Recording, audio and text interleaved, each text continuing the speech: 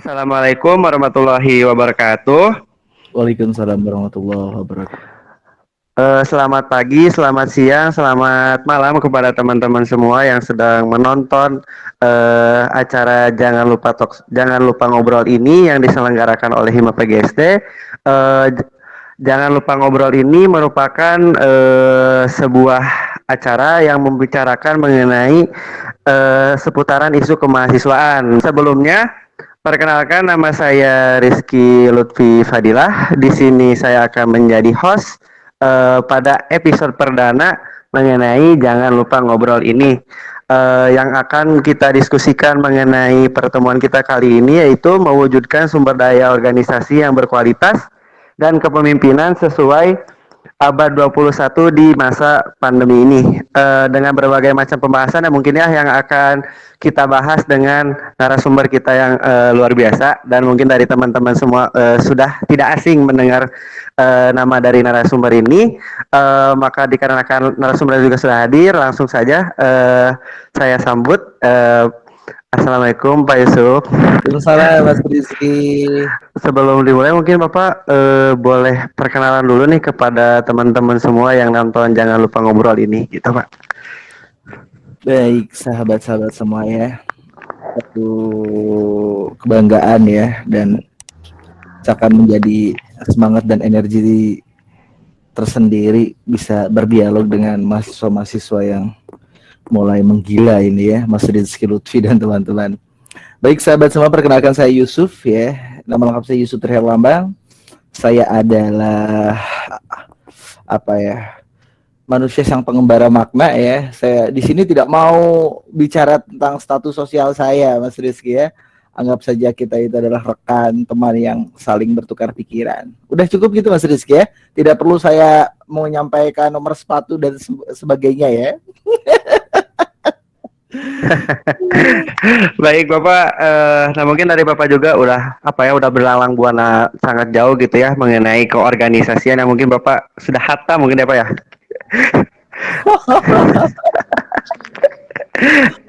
Nah mungkin Bapak langsung saja gitu ya Pak, langsung ke pertanyaan mendasar nih mengenai organisasi. Menurut Bapak sendiri makna adanya organisasi itu apa? Kan banyak mungkin dari teman-teman semua yang masih bingung gitu ya, apakah organisasi itu cuman hanya berlatih menjadi MC, berlatih jadi PDD, atau misalnya hanya menjalankan sebuah program kerja. Nah, menurut Bapak sendiri nih mengenai organisasi itu apa sih Pak? Baik. Jika saya ditanya ya organisasi itu apa, maka izinkan saya untuk menjawab ya dengan cara berpikir saya, tentu bukan dalam tinjauan secara terminologi yang biasanya disampaikan oleh para narasumber ya. Kalau saya memahami dan memandang bahwa organisasi itu, kalau seandainya dalam konsep filosofis ya, itu ibarat sebuah jiwa dalam tubuh manusia, Mas. Ya. Jadi artinya bahwa organisasi itu merupakan bagian dari jiwa yang bisa menggerakkan ya. Kalau seandainya jiwa itu dalam sebuah tubuh itu yang menggerakkan sistem organ kita gitu ya. Jadi organisasi itu ya tak lain adalah sebuah jiwa gitu ya. Atau mungkin dalam konteks lainnya, saya memandang bahwa organisasi itu adalah sebuah ruang dialektika ya, saat beberapa orang manusia yang memiliki visi dan misi itu bersama untuk bagaimana mampu mewujudkannya dengan pendekatan dan kemudian metode dan strategi yang berbeda gitu ya. Ya, pada prinsipnya bahwa organisasi itu sebuah hal penting dalam kehidupan seorang mahasiswa ya, ini karena dalam konteksnya kemahasiswaan gitu. Jadi sesuatu yang tidak akan pernah mungkin bisa kita abaikan, Mas Rizky. Jadi jiwa tepatnya organisasi itu, Mas. Ya Pak, kalau misalnya menurut saya sendiri juga ya, organisasi itu banyak yang miskonsepsi mungkin ya Pak ya, bahwa banyak mungkin bukan dari yang baru daftar, tapi bahkan dari yang organisasinya juga yang sudah mengikuti juga banyak menggebor-gemborkan bahwa organisasi itu hanya soft skill, terus MC aja. Nah, menurut Bapak sendiri, kalau misalnya pandangan seperti itu, apakah cukup untuk menjadi seorang organisator, atau ada apa aja gitu yang harus didapatin dari mengikuti sebuah organisasi gitu, Pak? Baik.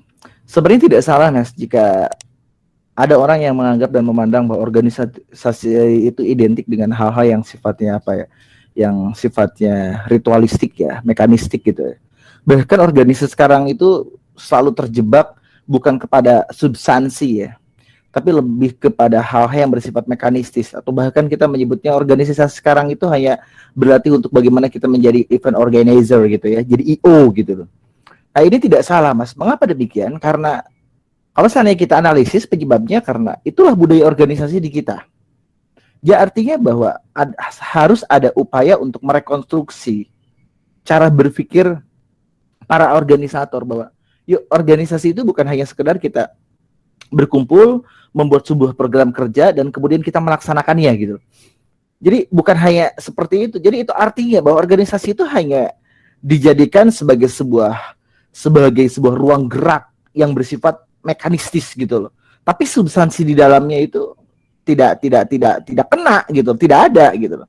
Itu bagi saya mungkin menjadi sebuah refleksi, Mas, untuk kita semua, Mas Rizky, khususnya Mas Rizky dan teman-teman para organisator yang memang harus mencoba kita mengembalikan makna dari organisasi itu sendiri. Jadi perlu ada upaya mereinterpretasi itu.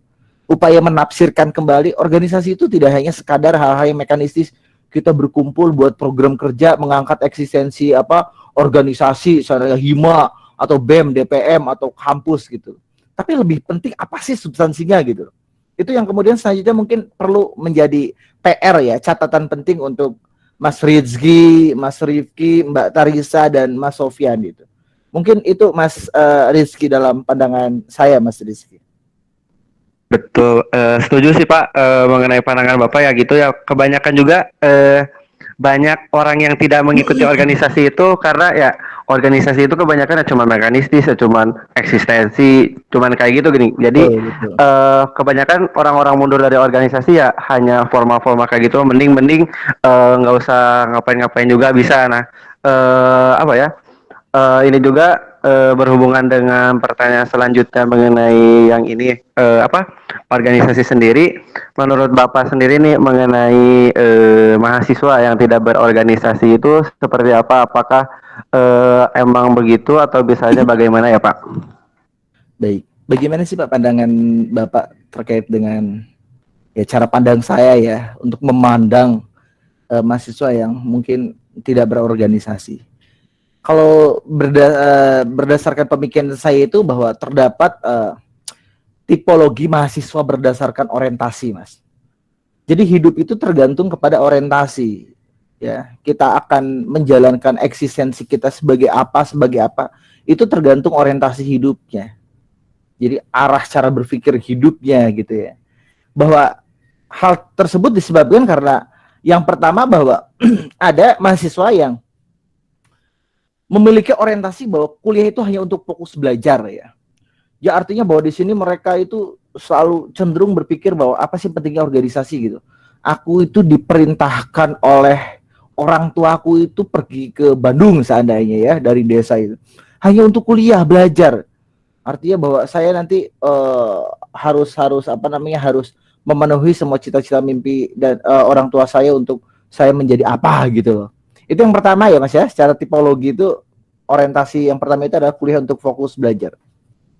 Kedua, ada mahasiswa yang punya orientasi bahwa kuliah itu agar tidak menganggur, Mas. Jadi tidak sedikit juga Mas bahwa kita itu kalau seandainya kita menyelami lebih dalam gitu ya, kita mampu berdialog dengan beberapa mahasiswa gitu ya. Mereka itu punya motif masing-masing kuliah itu, Mas. Tadi yang pertama ada kuliah untuk fokus belajar, jadi mengejar hal akademis. Yang kedua itu adalah kuliah agar tidak menganggur. Bagi saya ini sebuah cara pandang yang mungkin unik ya, perlu diperbaiki. Dan biasanya hal ini mungkin akan sangat tergantung kepada lingkungan ya. Jadi di sini niat dan orientasinya aja sudah salah, Mas. Jadi bahwa saya tidak mau seperti teman-teman saya yang tidak kuliah kemudian menganggur gitu. Dan kemudian saya harus kuliah dan kemudian ya cita-citanya tak lain adalah agar tidak menganggur gitu loh. Nah itu dua Mas. Dan yang Tipe yang ketiga itu adalah selain daripada kuliah untuk fokus belajar, kemudian agar tidak menganggur, bahwa yang ketiga itu adalah mahasiswa yang memiliki tujuan, motif ya, atau niat kuliah untuk mendapatkan ijazah, Mas. Ini yang menjadi masalah yang paling bahaya juga. Ini biasanya selalu dikaitkan dengan kuliah untuk memperoleh gelar. Ya, kuliah untuk mendapatkan ijazah dan gelar. Jadi artinya mereka itu memiliki cara pandang yang pragmatis, Mas. Buat apa sih gitu loh? Capek-capek aku ngabisin waktu berorganisasi gitu loh. Udah aku mah kuliah aja. Jadi seperti apa ya? Ada istilah mungkin ya, ini akronim kupu-kupu ya, kuliah pulang gitu ya. Sekalipun apa namanya hal itu mungkin tidak bisa kita benarkan ya, Mas ya. Itu jadi orientasi kuliah untuk mendapatkan ijazah dan gelar. Ini yang paling berbahaya, Mas.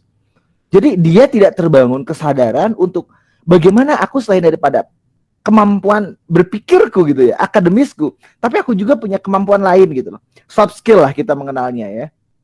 Nanti kita akan bahas setelah ini ya.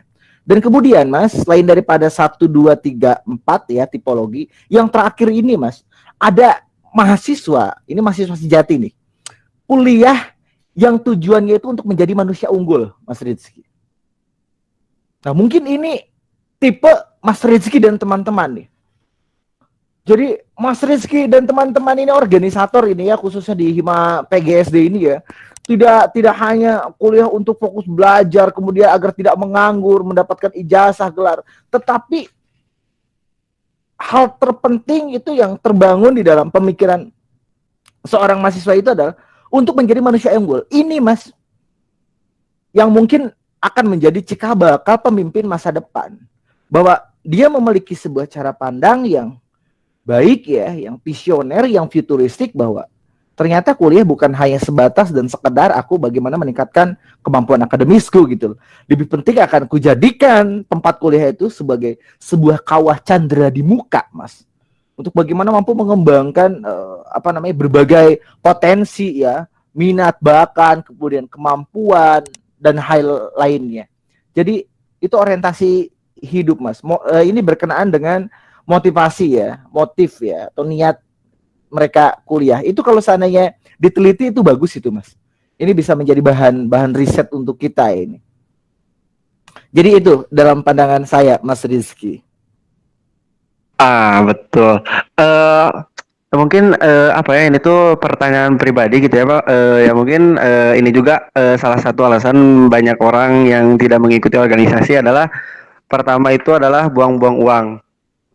Ya mungkin karena apa ya, kita itu kerja dari bukan kerja sih, maksudnya kita itu melaksanakan program kerja itu dari pagi sampai malam mungkin, atau misalnya mempersiapkan dari pagi sampai malam, tapi kita juga tidak apa ya, tidak menghasilkan uangnya, terutama ya mungkin kepada kaum-kaum yang apa ya, yang pengen ada hasilnya gitu, pengen terlihat hasilnya. Nah, sebenarnya menurut Bapak sendiri, bagaimana sih caranya kita itu meyakinkan apa ya, terhadap yang mempunyai pandangan seperti itu, bahwa yang mahal dari organisasi itu bukan dari uangnya, tapi dari pengalaman yang mungkin sama saya juga dialami baru-baru sekarang gitu, bahwa ternyata organisasi itu lebih dari hanya sekedar menjadi seorang MC, hanya menjadi seseorang yang jago dalam bicara gitu, Pak.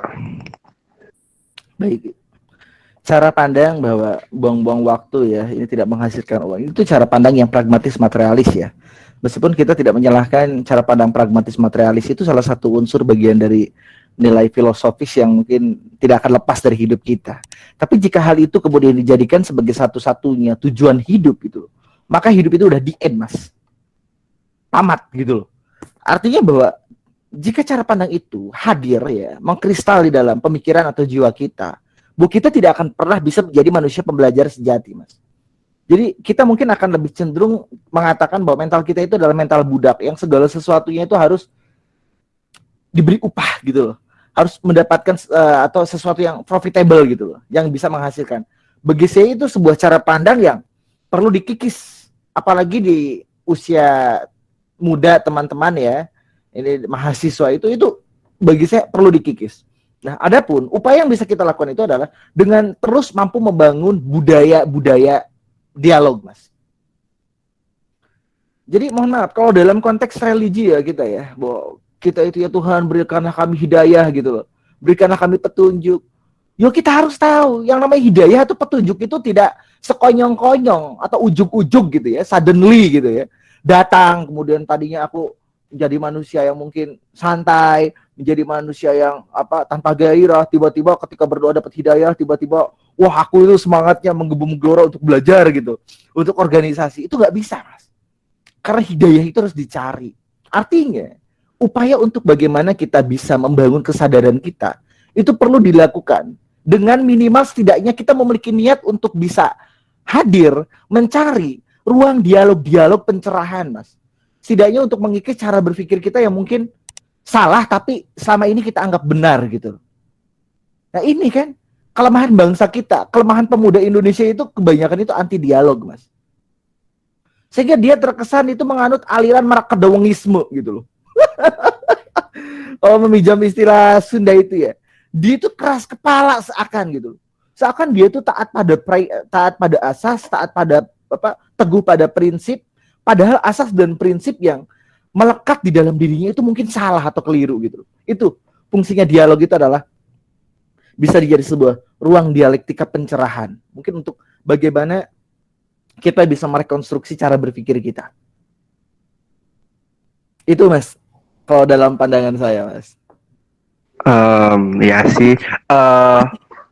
Ini juga ya mungkin dari organisasi itu yang terpenting itu adalah bertemu dengan orang-orang baru, Pak. Jadi banyak orang-orang baru, banyak pemikiran-pemikiran baru, banyak permasalahan-permasalahan baru juga yang mungkin dapat mendewasakan kita gitu, karena salah satu cara mendewasakan itu adalah kayak dengan bertemu banyak masalah. Nah mungkin banyak orang yang tidak mengerti arti organisasi itu adalah dengan bertemu masalah. Jadi seperti entah itu mungkin gara-gara sibuk atau misalnya pengen fokus kayak gitu. Nah